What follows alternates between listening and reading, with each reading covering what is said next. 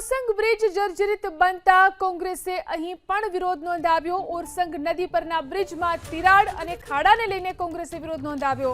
Orsang bridge પર ચક્કાજામને લઈ અને કોંગ્રેસે વિરોધ કર્યો। તાત્કાલિક નવો બ્રિજ બનાવવાની માંગ સાથે કોંગ્રેસે આ રીતે અહીં વિરોધ પ્રદર્શન કર્યું।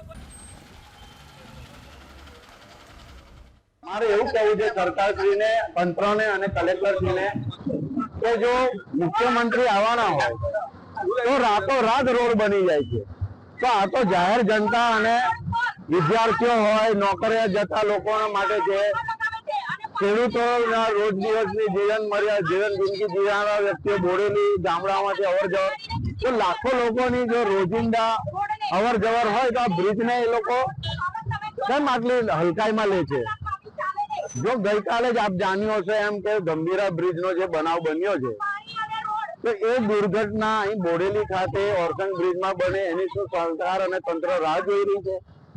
મારું સરકારને એવું કહેવું છે કે આ થીંગડા થુંગડી અને લાલી લિપસ્ટિક કરવાનું બંધ કરે રોડને।